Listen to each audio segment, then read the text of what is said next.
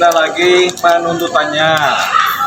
Oleh jaksa dibilang belum siap. Tapi sebenarnya kita mengerti ya, karena memang ini kasus yang menjadi perhatian publik dan masyarakat, juga kasus yang menjadi perhatian juga dari pihak BNN, karena Pak Sarem ini kan pengguna bukan pengedar, sementara pasal-pasal yang didakwakan adalah pasal pengedar semua, sementara Pak Sarem ini adalah pengguna. Nah, kita melihat bahwasanya ini penundaan ini bukan sekedar belum siap, tapi memang ada langkah-langkah strategis yang dijalankan oleh pihak kejaksaan. Karena perkara Pak Sarem ini ternyata kemudian menjadi atensi di Kejaksaan Agung. Kalau menurut keterangan teman jaksa, memang di atensi di Kejaksaan Agung karena memang menjadi perhatian yang pertama. Yang kedua, apakah tuntutannya ini kemudian tetap didakwakan sesuai dakwaan dituntut hukuman, atau kemudian dituntut untuk lepas, atau masuk kepada posisi dituntut untuk rehabilitasi. Tampaknya ada arah ke sana oleh pihak Kejaksaan Agung. Kita berharap juga ke sana.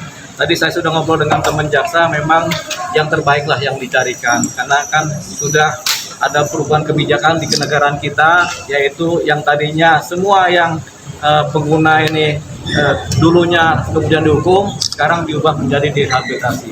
Harapan kita juga nanti tuntutan kalau terjadi di minggu depan adalah tuntutan rehabilitasi. Gitu. Jadi itu yang sedang tampaknya dipikirkan oleh pihak Kejaksaan Agung. Biasanya perkara seperti ini memang hanya setingkat Kajari dengan Kajati, tapi sekarang menjadi atensi Kejaksaan Agung, dan mungkin gelarnya juga gelar internal untuk penuntutan juga ada di Kejaksaan Agung.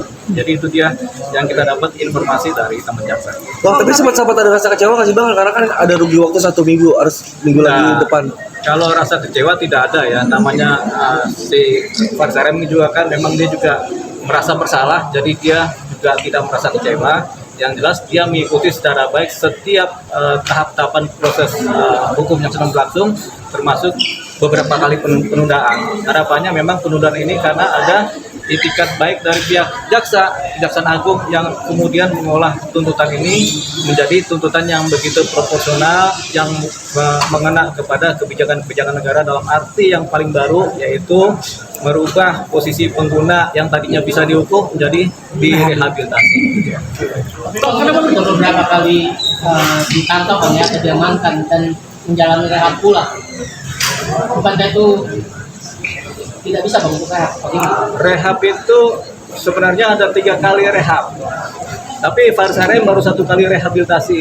Jadi sebenarnya kalau pakai ilmu sederhana konvensional di masa lalu masih ada 2 kali rehab. Tapi saat ini sekarang setiap pengguna walaupun 2 kali 3 kali rehab, kalau dia belum sempurna rehabnya, dia tetap harus direhab karena pengguna adalah korban. Jadi mau 3 kali 4 kali rehab, dia harus sembuh dari kecanduan. Jadi yang paling penting adalah menyelamatkan si pengguna ini karena dia adalah korban dari keadaan kecanduan narkotika.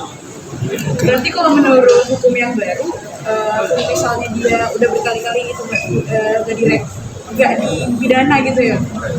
Iya, walaupun sudah dia 3 kali rehab pun, kalau memang dia masih kecanduan, pakai pola-pola yang baru ini, kebijakan baru, dia tetap masih direhab sampai sembuh.